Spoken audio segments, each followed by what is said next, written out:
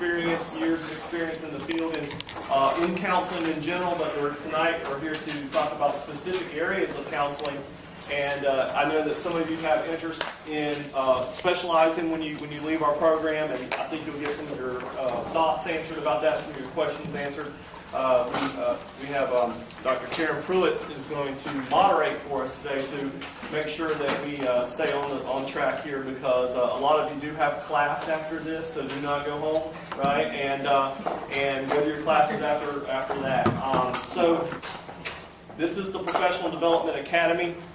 This is our third workshop in our academic year. For those of you that are new to the program and don't know about the Professional Development Academy, it's 4 workshops every year throughout the academic year. If you attend all 4 workshops, you get a certificate of completion of having gone through our professional development series. And so if you didn't get all 4 this time around, you can grab it next year when they do the new series. But we've had some really good workshops in the fall semester. This is our first workshop for the spring semester, and in April we have a representative from the LPC board that will be here, and we'll also have someone who will be talking about school counseling licensure, and so the whole topic will be around the licensure process. And so that'll be in April 9th, April 9th, so jot that down. At 5. At 5. That one is going to be a little bit longer, so you may want to go ahead and ask off if you work. See if you can leave a little early that day. You don't want to miss that, because we have Dr. Robinson from the LPC board that will be here to sort of answer all of those. We've got some new regulations coming down the pipeline with LPCs, and they'll be able to answer some. I have some questions for them myself, and we'll be able to get that process down, and you'll know what you need to do when you graduate to move on to licensure in either one of those tracks. So with that said, I want to introduce Dr. Pruitt. She's the director of our Career Services Center here at UNCP. She is a nationally certified counselor with 14 years of experience in a variety of college and university settings. And prior to coming to us here at UNCP, she was a career counselor and an internship program coordinator for 6 years at Auburn University in Auburn, Alabama.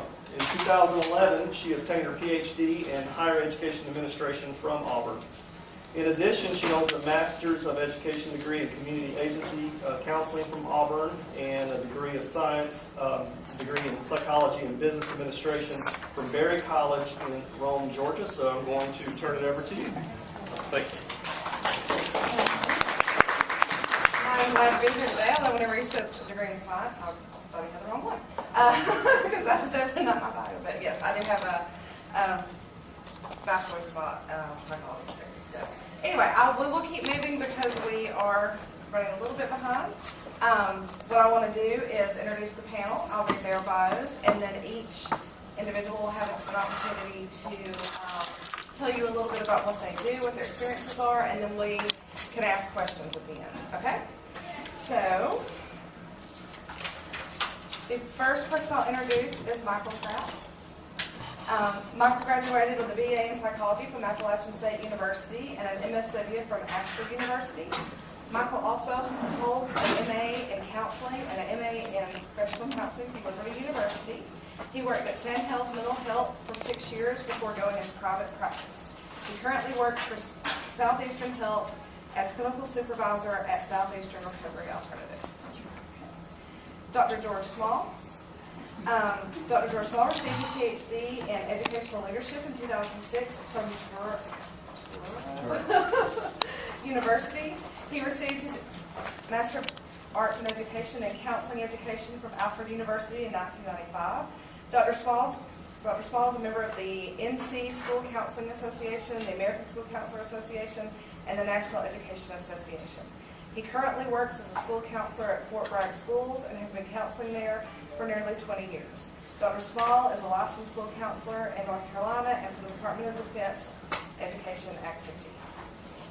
Next, we have Dr. Shanika Jones. Dr. Shanika Jones is a recent graduate of the University of North Carolina at Charlotte. She graduated with her PhD in Counselor Education and Supervision in May 2013. At UNC Charlotte, she worked closely under the tutelage of her dissertation chair, Dr. Phyllis Post, a leader in the field of child-centered play therapy. Dr. Jones is a licensed school counselor and has practiced play therapy in the public and private school settings. Her hometown is Dillon, South Carolina. She's currently an adjunct professor at Winthrop University in Rock Hill, South Carolina, and Liberty University online. Now we have Dr. M.J. Raleigh. M.J. completed a PhD in environmental studies at Antioch University, focusing on the interaction between the natural environment, coping strategies, and mental health. Currently, a member of the National Council for the Advancement of Standards of Higher Education, representing the American College Counseling Association and past ACCA president. MJ has over 25 years of experience working in higher education, with 20 plus of those years as a director of mental health services. She is currently the director of counseling and psychological services at the University of North Carolina at Cambridge. Let's welcome them all. Now we'll begin with MJ. If you want to give your 10-minute presentation on what you do. What I do. I'm going to stand up because I can't sit and talk. It's very hard for me. I'm sorry, that's going to screw up your video. I'll follow you. It's okay. That's okay. Katie's on. Basically, what we do is we run a clinic, specifically geared toward college counseling issues. Now, you're probably thinking, why would that be a special population? Well, people who come to college, and this will be no surprise to anyone here, are in transition, right? Whether it's 18-year-olds coming out of high school, going into college and trying to figure out, who am I? What do I want to do in my life? What does my career look like? Or if it's a 45-year-old who thinks I finally want to get that PhD or that master's degree. There's transition in that space. But when you bring together a group of people, we bring with us all of our stuff. So that means on any given day, we deal with depression, anxiety, test anxiety, relationship issues, drug abuse. We do mandated testing for alcohol and drug issues on campus. We do assessments we're in the process of hiring and have just offered, we haven't heard back if he's accepting, but we've offered the assessment position so we're to be able to start doing things like the WACE and other levels of assessment for disability services so we can help with accommodations. So there's that aspect of our work. We also do a lot of outreach as well as groups and individual and crisis. It's kind of hard, I think, to get that all into one thought. But if you think about what you do in a clinical mental health setting in a community, that's exactly what we do here on the college campus. The beauty is that we get to work with college students, which for me is a lot of fun, which is probably why I've been doing it for 27 years. It's a wonderful population, and I get to come to work every day excited about working with college students. Partly because it's such a wonderful experience to see someone walk in the door. And I'll take the 18-year-old traditional college student as an example, and they walk in the door and they may not really know even where to get their meal or what room they're going to be in or where English 101 is. And that's where they are. They don't even know how to find where to park. And then I see them 4 years later, and they've had done an internship, and they have a job waiting, and they are accepted to graduate school. And they go from children who are young adults to adults who are ready to take on the world. And there's so much transition that happens in that time, right? Between choosing a partner and sexual identity development and just personal and professional development and finding out how to take care of yourself with mental health issues and all that self-discovery. So to me, it's a very liberating and fun, even though we deal with all of the mental health issues that everyone deals with. And we deal with those every day. So if that's sort of a quick overview, any questions before I sit back in? I'm a New Yorker, I talk pretty fast, so it's okay if you need to slow down. Usually someone asks me about my PhD. I was about to give it I was on the committee that when we hired MJ, and I remember looking at that and thinking that's a little different than what we normally see for director of a counseling center. Do you want to tell a little bit about how you chose that or Sure. how you incorporate that? I was actually originally looking at clinical psych programs because that's pretty standard track for someone in master's. But none of them would let me do the research I wanted to do. And so I went to Antioch University and I said, will you let me do the research I want to do? And they said, absolutely. So I took courses in both clinical and in environmental sciences, which then allowed me to sort of walk away with both of those experiences on my transcript and my background. And my research was really looking at how much time children spend outside. And when they are adults, what are their coping strategies like? Now, this won't surprise anybody, but kids who don't spend time outside have very poor coping strategies, and they tend to be more anxious than children who spend 8 to 10 hours outside every week. Now, I can tell you all about why, because there's a lot of good research of the physiology, the brain development, the coping strategies, all kinds of good stuff goes into that, but it was really interesting research. And I was able to look at college students as young adults and say, now that you're at college, you really have to look at, do my coping strategies from childhood still work here? You know, when I was 6, I'd get upset, I'd sit with my teddy bear and cry, but now my lover's just left me. Teddy isn't working, right? So adult problems aren't always helped by teddy bears. I'm not dismissing teddy bears, they can be very important. But understanding that sometimes childhood coping strategies don't work for adult problems. So it's a great time to look at how are you coping and how do you do that kind of coping. So it was college students that I don't want to work on, but it was really looking at those childhood elements as adult coping. So there's the tie-in. I know it's kind of all moved around. That's it, we're good. Did I meet my 10-minute mark? Yep. Yes. Thank you. Now we have Dr. George Small. Do you want to stand? Whatever you want to do. I'll stand. I can project.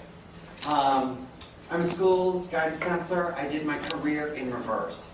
I started teaching in high school, went down to middle school, and now I'm in elementary school. When I was teaching high school, the kids weren't prepared to go to college. And I said, but you're a senior. What are you going to do? So I finished off 3 years in high school, went to middle school. And still, everybody in middle school, 6th, 7th, and 8th graders were going, I don't know what I want to do when I grow up. My father has a used car lot. I might just work there. No. That's not the right answer.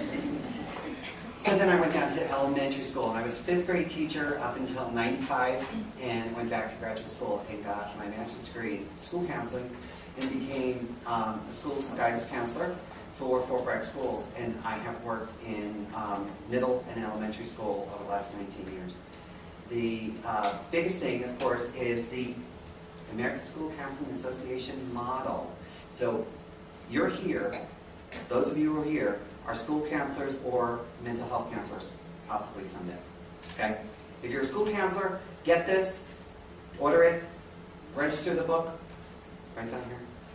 And it gives you everything. It's comprehensive. It's a comprehensive program because 80%, I know that when we do our practicums and our internship, they expect that you're going to do at least 60-40 for direct and indirect services.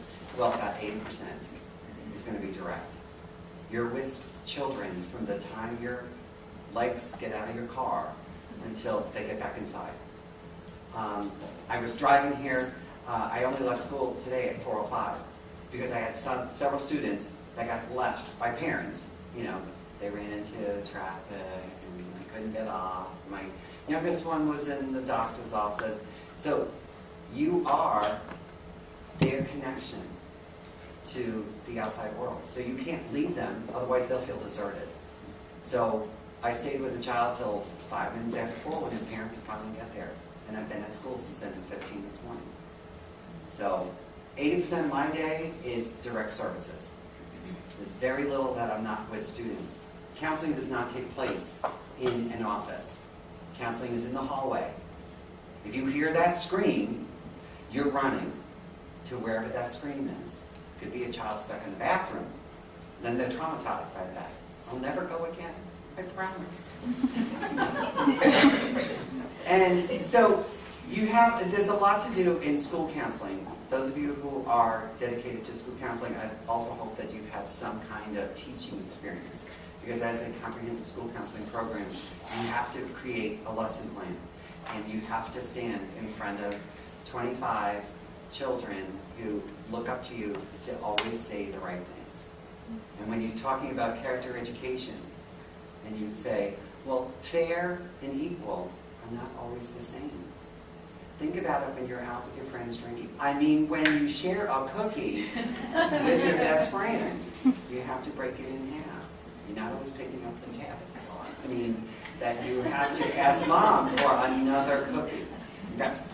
So, I like to make a lot of light, especially with adult people, because I'm with children all day, every day. I usually, am I sticky today? Sometimes I have to wash my hands like 25 times. But you're talking about teddy bears? My kids, because I'm in elementary school, my kids still do the teddy bear thing. In fact, Monday is Dr. Seuss celebration, and guess who's the pet in the hat? You didn't have to guess. For the school. And so you have to do a lot of that. And so I will end with that because that leads into play therapy because I play a lot.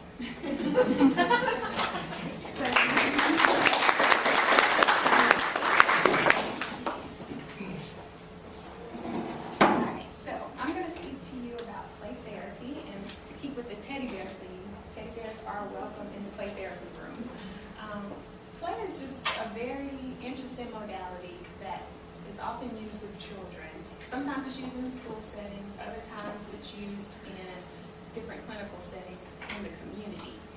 Play is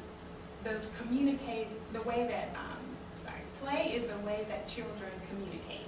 Okay, so if you think of the toys that are used as the words, and think of the actual play as their way of communicating and sharing their feelings, more about their experiences, it's a non-threatening way of welcoming the child into the play therapy room, letting them know that you care about them, more so by your actions than words.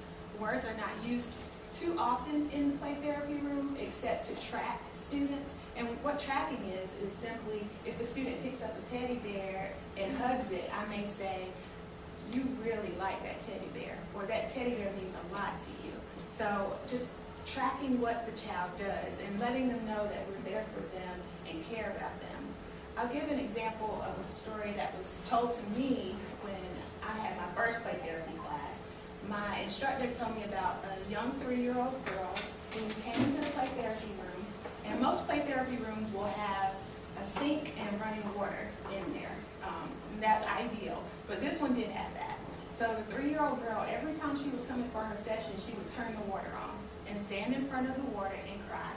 And the therapist would allow her to do that. She gave her the space to do that. So session after session, turn the water on and cry. And for this particular child, she needed to have that experience so that she could get over what happened to her. And her history is she actually had a young, it was a sister, her sister. So she had a sister who was, I think, about 6 months old, and she wanted to help her by giving her a bath. Okay, and her sister died. She drowned. So her way of just experiencing that was to go in front of that sink and turn it on and really just go through it. You know, children have an interesting way of experiencing life, and it's often more concrete in a way. We have to remember that children aren't miniature adults, and that's a great thing that's taught too in play therapy. I'm just going to run down briefly, if I have time, how to become a registered play therapist. You don't have to have a play therapist supervisor to become a play therapist. You can have someone who's a school counselor who uses play to serve as your supervisor. But you'll need 150 hours of play therapy instruction, so courses that teach you how to track, courses on child and adolescent development and how that relates to play. And then you'll need 500 hours in addition to the hours that you complete in this course to practice your play therapy skills. Some schools have certificates in play therapy. UNC Charlotte has a certificate in play therapy so that clinical mental health novice counselors as well as school counselors can graduate with that certificate where they are certified in play therapy. However, that's different than the registered play therapist. Okay, so just kind of keep those two in mind. You can be certified or not registered as a play therapist. Yeah, that's a little bit about it. Think of your questions and ask them. Thank you.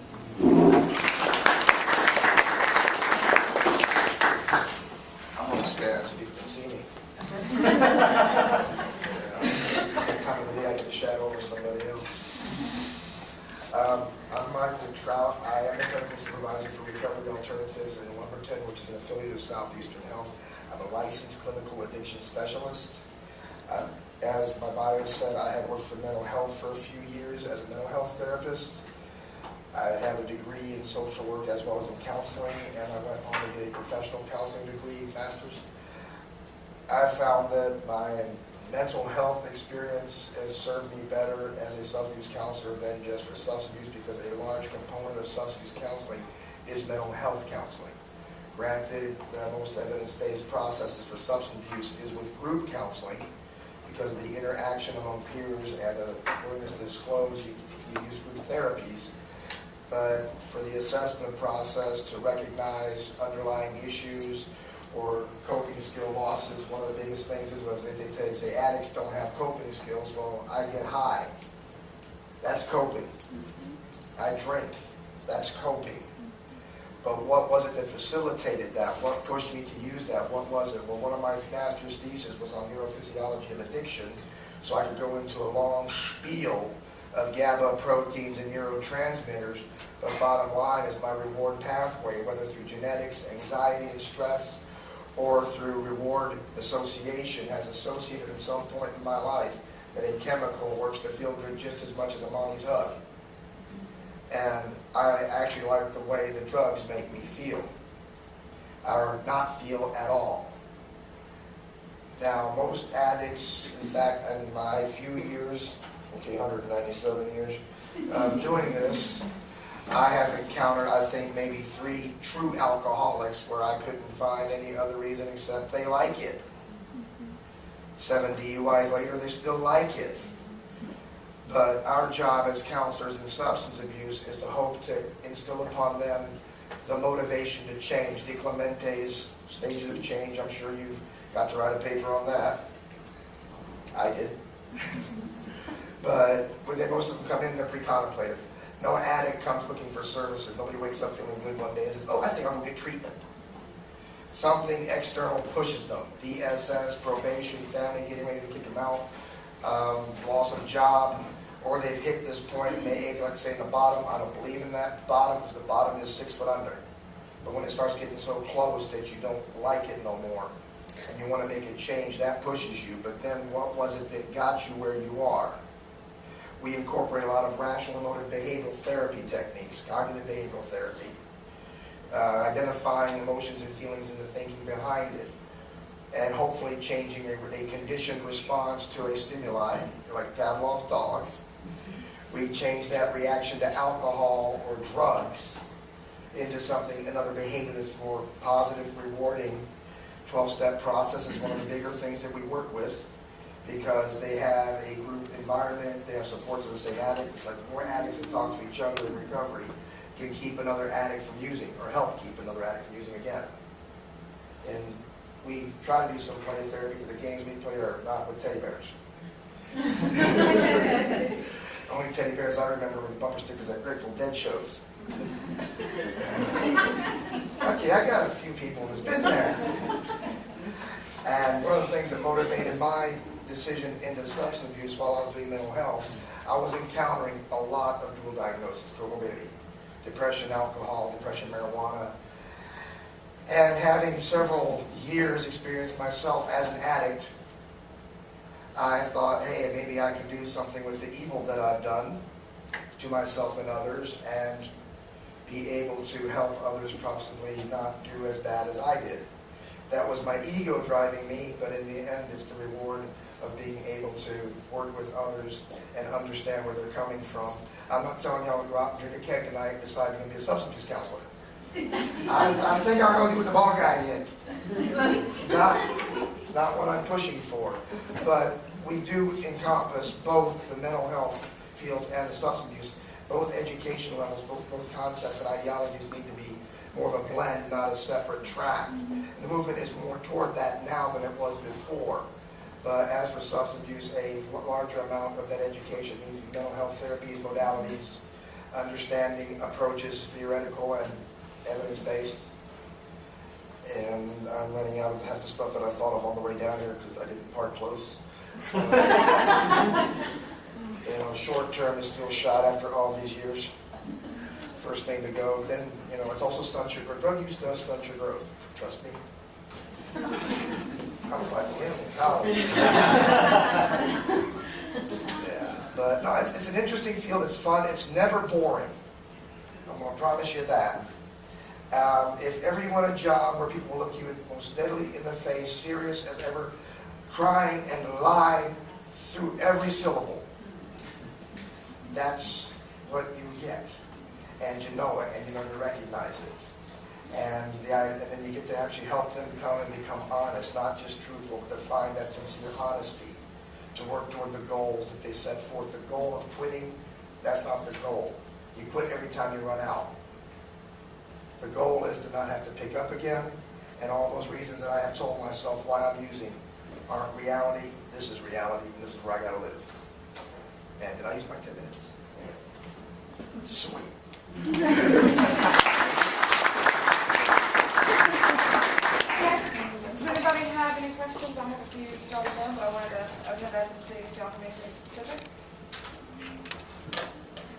Okay, thanks, Andy. I'm sorry, forgot your name. Mike, Mike, yeah. how often would you say that you see substance abuse comorbid with disorders like bipolar or schizophrenic? Or Every day. do you think it's always comorbid with mental illness? Not, almost, yeah. I would say there's a very high likelihood. 98% of my patients that we see right now have a bipolar disorder, major depression disorder, anxiety, high rate in this area, PTSD and bipolar. We seem to be in a pocket. And they'll use anything? Like, would you say more bipolar people are more likely to use marijuana or more likely to use alcohol as their Bipolar coping depressives mechanism? tend to like to use alcohol and opiates. Okay. And then you have the bipolar manics, which like to overdo the stimulants for a while, but since it's bipolar, most bipolars have experience with most. But yeah, you do see a prevalence, kind of a pattern after a while. I have a question with Mike also, because I'm interested in the LCAS and doing my practicum at the substance abuse clinic now. Bless your heart. And hopefully the methadone clinic soon, because we've been talking to that person too. But now, sobriety court. How do you need an LCAS to do the sobriety court, or does it matter? I mean, I don't know how that works. Right now, I don't have, the sobriety court that I'm familiar with, they don't have an LCAS, they have an SAP, which is a substance abuse professional, but I think they are heading more toward that. But I really couldn't directly answer that. What's the difference between The substance abuse professional is the one that has the state guidelines, DOT approved. They have to have the same amount of credentials like I would have, but they can take an SAP exam, and because that's what the states usually require. Oh. Thank you. Anybody else? Okay. I was wondering if you could talk a little bit about what career counseling is. You're the only career counselor in the room, and it might be interesting for students to hear a little bit about how is that different from other forms of counseling, and what is that? Because it truly is counseling. It's, not just resume. Yes, my background is in counseling. I actually, you're talking about individuals who are looking in the face of life. I did my practicum in mental health, and we had a little bit of my area was right next to the treatment center, and we had some people who were going back and forth between the two different areas, depending on what was going on with them at that time in the mental health system. I ended up enjoying working with college students, and now what I do is help students choose what they want to do with their lives. So all the way from choosing a major, figuring out who they are. It's not just giving an assessment, and it's not just doing a resume. It's helping people with the next step, figuring out what they want to do with their lives and what their next steps are. So that's what we help with in the Career Center. And that may sound simple, but I'll tell you the number of people I work with who are very depressed and anxious, who look at me and say, I have no idea why I'm in college. Like, I don't even know why I'm here. I'm just going to drink my weekend away. I don't know what the heck I'm doing. And I think I have a little bit I need to introduce you to. And part of that career exploration and finding a purpose and a sense of self. So. It all gets, a lot of these things all get tied together with the not knowing, not having a sense of meaning in life, and are they drinking, and a lot of things can be tied together, so. We had a case recently with someone who was mandated for alcohol and drug use and possession, who was a senior graduating in a couple of weeks, with no clue what they were doing next. And that was one of the biggest motivators, just a sense of hopelessness. I had no idea what I'm doing. And I'm pretty sure they were in school play therapy. Yeah, I would like for each panel member, if you would, to talk a little bit about what advice you would give our students about breaking into the field. So breaking in, what steps would you suggest, maybe as towards the field placement piece, or trainings or education that would lead, put someone in the best scenario to be able to go in and apply for that first job in your respective areas you're talking about tonight. Okay. Yeah, we'll just go down the line. I guess. Yeah, I'll stand here. Okay. For some people, right, I would say, for licensure and certification, they're wanting a degree, bachelor's, and then further on in human services is what they say is for the requirement. Personally, I'd say somewhere in counseling. I would say a degree in counseling, psychology, social work is fine if it's clinical focused.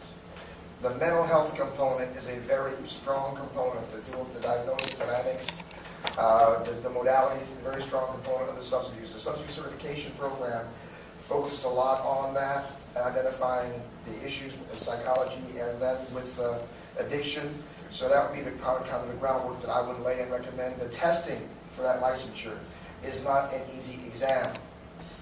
I ain't going to kid you. It's a fun one.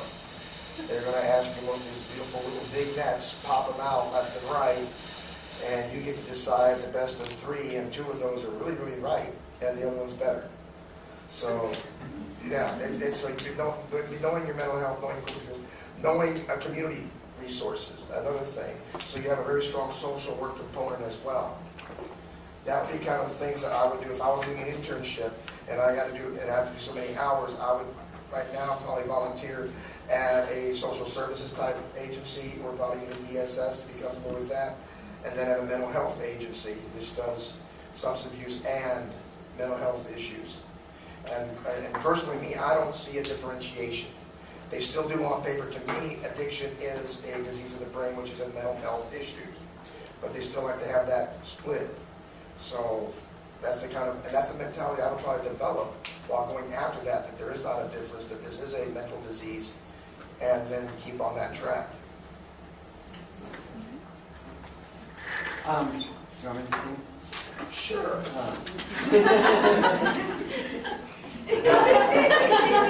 School counseling, of course, is probably the most comprehensive. It's academic, career, and personal social concerns. That's what you're dealing with. You have to have a minimum of a master's degree. Of course, I did 600 hours of an internship for the state of New York. That's where I was certified first before coming here. So it was a minimum of 600 hours. They, as part of the curriculum, also, again, if you've had educational experience, that works in your favor because you have to teach classes, part of the comprehensive program. She talked about career. It starts as early as elementary school. We do Pause and Job Land. It's on the ends, what's that thing called? Where people can go to register so they can get scholarships later on.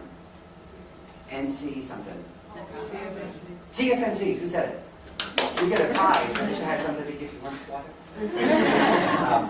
CFNC.org, if you go there, the Pause and Job Land, it starts them off in elementary school. Second grade curriculum is career-based, and that goes all the way up to college. So when you have somebody who comes to college and is going to graduate from college and doesn't know what they're doing, they obviously didn't have a good guidance counselor. So it, again, being comprehensive, being that you're part of their world and you take them with you as you develop. And they said, I did mine in reverse, so it was a lot easier for me to see where they were missing the blocks. So when I got to elementary school, I know the blocks that are missing. I have Facebook, and I'm on with several hundred children that I've taught in the past. They're 30 years old. I teach with one of their mothers now. And she was like, oh yeah, I couldn't wait to raise my kids and then go back to school myself. And she's probably 5 or 6 years younger than I am. And so I said, oh yeah, well Marcus, I haven't seen him in a while. How's he doing? Well, he's 30 now. Well, thanks so much.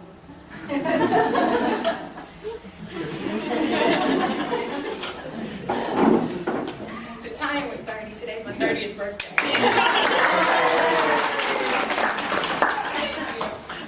So as far as being successful in play therapy, you're in the right spot right now. You're working on either your clinical mental health master's degree or you're working on school counseling. And the thing about play therapy, many school counselors, and we were talking about it before we began the program, many school counselors are already using play therapy. So it starts with just using those internship opportunities and practicum experiences to work with a supervisor who has experience in play therapy. That'll just help you along the way and get you a good foundation as to what a play therapist does. And then working towards certification in play therapy. So finding those schools in the area that offer certification. It's usually around 4 or 5 courses that will allow you to add on certification in play therapy. And it's attractive when you are able to go into an interview potentially school counselors, and you have that additional credential there, specifically with elementary students, because we know that, of course, they're younger and play really has been effective for them. The research shows that it works very well with elementary school students. As far as if you're planning to have a private practice one day, the registered play therapy route is the way to go. The website is www.a4pt.org, and that's Association for Play Therapy, A4PT.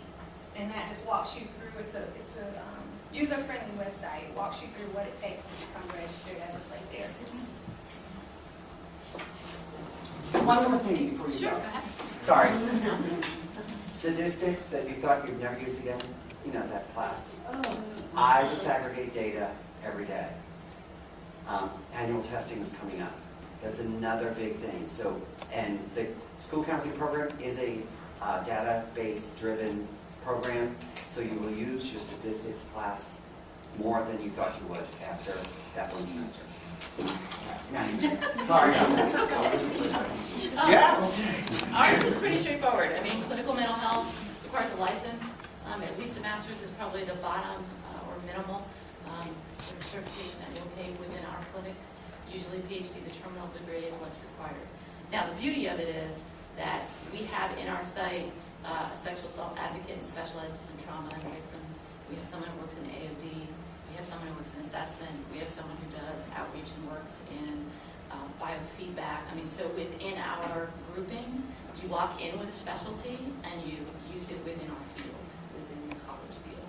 So all of these folks could be hired in a college counseling center for lots of different reasons. And we would use them in multiple different ways, such as the assessment person, having someone who can do testing and use statistics, and we use those all the time as well. Everything from looking at efficacy of therapy right down to how we spend our money. So I guess it's that kind of reality of the world, I guess. And that's that piece. I mean, I think in that sense we're a more traditional kind of background.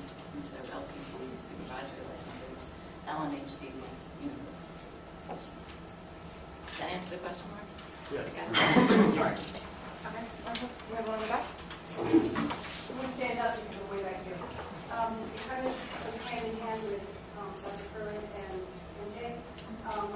With college counseling and career counseling, if you're under maybe a smaller college that they're put together, are there any certifications specifically for college career counseling, or are there local trainings in North Carolina that you can possibly take to look good on the resume to be able to work with? It's actually the same license. The LPC is the same licensure, and then you basically focus in on your main area. As when I was in the ACCA as president, we developed a certification program for college counseling because there's very specific issues for college counseling.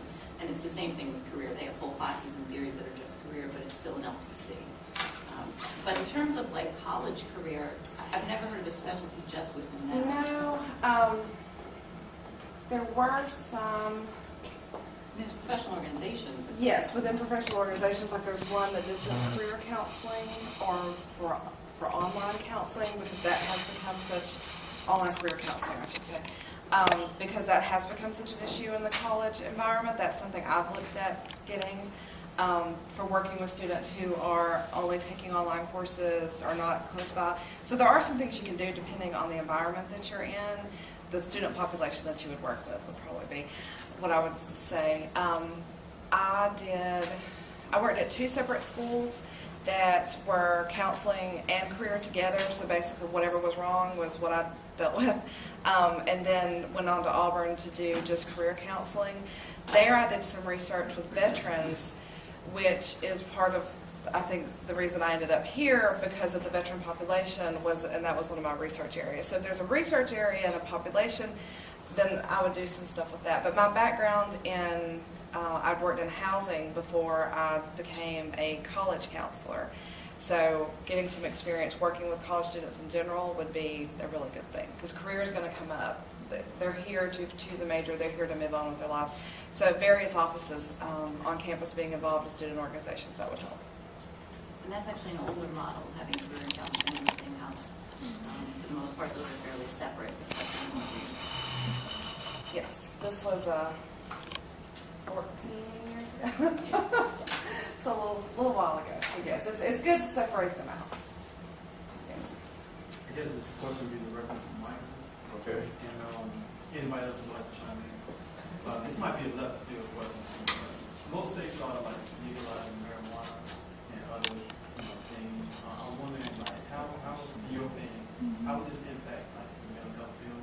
I think it would probably even help it, such as alcohol, because the laws that would have to accompany it in regulating the use, especially during employee hours and the driving. The medicinal value alone of that probably has its problems. I can do research on one side, all the pros of it and all the negatives against it. The strains that are being raised now illegally have such a high cannabinol count in it that it's dangerous and can be lethal at times. So with proper regulation, I'm sure it would be able to be maintained. Plus, it'll help the mental health field, the tax dollars, and probably actually start putting some funding where it needs to go again. And the referrals from employees, people testing positive. There are tests out there which show levels. If you say you used last week and you ain't used this week, the test would show that. So that's okay. I mean, I don't see it as having a detriment to the field. I can actually see it probably helping the field. Anything other than like funding? And just people that are willing to start seeing help and they've got a problem right now, they're sneaking to do it. And so if I'm smoking a lot more than I need to, a lot of people that are drinking, they get that third or fourth DUI, they step back, or that second DUI, and they step back and say, hey, wait a minute, maybe I need to make a change here. If you're associating with the wrong kind of crowd to do the wrong kind of drug, you're not going to see the problems that affect you until it's way too late. People might start looking for help earlier. There's also the psychological benefit of not making those people criminals. That would help too. Just have one going in their pocket and now they're criminals. And Yeah. That's a whole different psychological And then they piece. get profiled so easily. Right. Yeah. Okay, so I have an interest actually in criminals. I know that right now with under populations, substance abuse is a really big area that's in need, especially in our state. But I'm interested, while you're here to pick your brain a little bit, how is it affecting children of offenders and children of people that have substance use or dependence problems? What are you seeing in schools? Are you seeing students start using sooner? Are you seeing them doing criminal behaviors they might have learned in the home? Are you seeing it? How prevalent is it? Well, I work on base, Fort Bragg, and so you may not think that there's a lot of substance abuse out there, but there is, because they're suffering from PTSD and other war-related injuries. And just today, I had to do a home visit for a student who has missed 27 days of school. So, and because her mother can't get out of bed. Do you fear that the child will grow up to then have Well, behaviors? the child who's in 3rd grade, who's only 9 years old, is already doing the mother role because she has a younger sister who's only in kindergarten. It's just interesting to see the cycle because it hinders them from getting to you and, Right. possibly. That's why we do home visits. Yeah, it's just interesting to see how this cycle, this panel really does work. And it does, and what you were saying about the using, does it beget using in children? I'm not going to put 100% down, but working with social services a lot, we have a lot of patients whose children have been removed from the home because the parents have been using drugs and have been compliant, and interacting with the social workers and child family teams. We're seeing children, and most behaviors, most personalities are kind of like shaped and modeled by the behaviors that they see in the home. And so they would be more accepted and more willing to engage in deviant behaviors. Plus then if you have a history of addiction, there's a genetic factor. So you have to take that into consideration. So yeah, you would see more of a behavioral similarity. Yeah, definitely higher risk. Yeah, very much higher risk. And in play therapy, we look for more themes. So if a student can come in and play in a certain way where the student may be very aggressive, that's just a theme we'll keep in mind and take a note of and see if it continues. So it's tracking. Right. We have to just really just track it and see if it continues. And it does happen when they express that aggression or their fear or their confusion, as it relates to their peers. Can Can y'all tell us, we've got just a few minutes left, what things you see on the horizon as far as where you're at in your field and your specialty, what things as new professionals starting out they might be encountering? Well, school counseling has come a really long way from just being that vocational counselor from back in the early 1900s to we are 1 in 250. So I work with the gal in my office because we have just over 500 students in our building. So there's 2 counselors, and we're broken down by grade level. So I know that, you know, with the 1 to 250 ratio, and you know, we've had many years of baby boomers that you always have, and it's evolving, it's ever evolving. Just since they, does anybody else have a DSM-5 yet? Okay. Well, part of the school, okay, is everybody taking that course? Good. You know, it was the DSM-3 back when I was in school, and then it was 3R. But we, then 4. But the counselors sit on panels to also help case study committees develop IEPs and plans and 504s and things like that. So we're an integral part of that as well. Although we do a lot of non-diagnostic observation for that particular committee, we're serving in that capacity as well. So the school counselor's position is ever evolving. My first years in school counseling, it was limited, and I worked in a building that had an assistant principal, and their responsibility was annual testing because that's part of their forum. And then I moved to a building without an assistant principal, and I became the liaison for all of the schools testing, everything from TCS to Terra Nova to EOGs. I'm sure you've heard of those if you've been in schools, EOGs, EOCs. So as I said, it's ever evolving as far as school counseling goes. And we do a lot of mental health. And parents also seek out the school's guidance counselor too, because if you're helping a child, they feel that they can also get the help for free.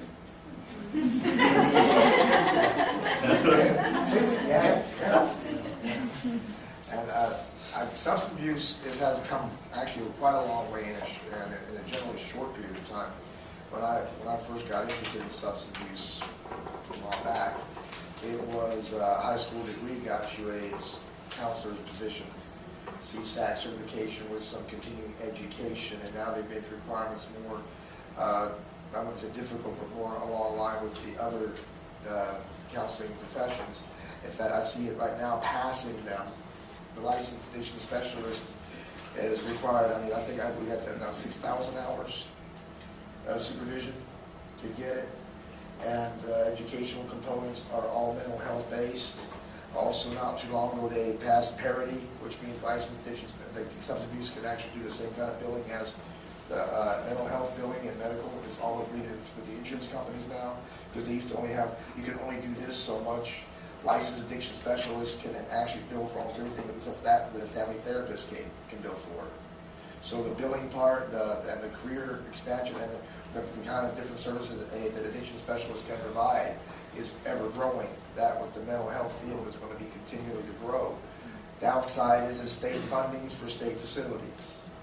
With the cuts in budgets left and right, you don't see too many people wanting to go into the field, because it's none of these fields are glorious. We don't make that TV psychiatrist $100,000 a year paycheck going into the field. You know, I mean, I have a small private practice and I still work for an agency. And a 12-year-old, so I'm broke. So yeah, no, it's just, but I do see a lot more of the mental health components just really coming more together and it's becoming more of a unified, direct approach. And so that's all I have. When I think about like 2 up-and-coming issues, which is really what you're asking, like what's changing in the field. One is threat assessment. After Virginia Tech and NIU and a series of shootings on college campuses, one of the things that we really had to shift into gear was the ability to assess and almost predict threat. And so we have gotten a lot better at being able to look at violence and violent behaviors and do that kind of looking in the glass and saying the high risk of this person continuing to go out and hurt another human being. And that's really different than when I came into the field, where we were all about dealing with drug addiction and dealing with roommate issues and dealing with, a whole different level of focus, where now we're being called on by our universities to predict threat and to be able to respond to threat. And that's a very different animal in a lot of ways. Interesting and fun. I actually find threat assessment and, sort of that looking at the development of violence a very interesting field, believe it or not. So there's that aspect of it. The second piece is the legal pieces that are coming down from the federal government. Changes in Title IX, changes in Title II, changes in ADA, which immediately affect how we do our jobs. For instance, Title IX is saying that if someone is sexually assaulted, equal advocacy and equal support must be given to the alleged perpetrator as well as to the victim, because both of them are our students. Now, ethically, I completely agree with that. Does that typically happen? Most of us want to demonize and monster the alleged perpetrator and save and protect the victim. And so it's hard for us sometimes to wrap our head around this idea of, okay, now we really have to think about how do we serve both and be fair and be just. And at the same time, we have survivors who are scared to death of telling their stories because what you hear out there in the media, sadly, is true. They're often not treated very well. And so there's this balancing act. Now, the federal government is getting involved in saying this needs to step up. I agree with them, but it's a shift in how we do our jobs. And the same idea with like Title II and ADA issues, where we can no longer, and I never did this actually, remove a suicidal student from school for being suicidal. That is now officially against federal law. Now, it was never a good idea, to be honest with you, but very often it was the card in the deck. If you had a highly suicidal student and you couldn't get them off campus, you pulled out that card and you said you're involuntarily removed from school, you're out. In the 80s, very popular. 90s, everybody did that. But I think by the time we got to the 2000s, we realized that's really not the way to handle this. And now, again, the federal government has said, not only can't you do that, you're not allowed to do that. So now we have to start balancing what's good for the community and what's good for this individual. I have a highly suicidal action now, a psychotic student. I can't remove them from school. How do I keep my community safe? Because remember what I said earlier, we're required to do our threat assessments, right? So I have to do community threat. So it's a real shift in some of the ways we do things. And I have to be honest with you, in the 27 years I've done this, I have involuntarily removed exactly 2 students. 99.9% of the time, it's voluntary. Because people know they're in a dark place. They know they're in pain. They know they're in chaos. We can get them help. So most of the time, they're willing to go with us. It's rare when you have someone who says, I know I'm suicidal, but I'm not going to get help. Or we have to remove them from school to get help. So those are the changes that I think are going to reshape what college mental health looks like. I've seen those forces already reshaping it, and I think it's going to continue to do so. And as far as play therapy, I can tie it in with school counseling. Play therapy is just becoming increasingly more popular, and more people are understanding it and understanding the different types of play therapy and how it's used. And it's just grateful for the opportunity that you can use this with younger children as well. In schools, oftentimes, my background is also in school counseling. It sometimes seems like we're putting out fires, would you agree? And so in putting out fires and working with students to do brief solution-focused therapy, and we're working hard in a minimal amount of time, just finding ways to use play therapy in the school counseling environment is something that's on the horizon, and ways to incorporate it into the daily activities of the school counselor. I want to thank everyone for being here today, asking questions, and for our panel for being here to share their knowledge. As you'll see, there's lots of intertwining in the different areas where we've all touched on the different things, and it's not just a clear-cut one area and one area. There's a lot of overlap. I want to do a quick shameless plug for the Career Center.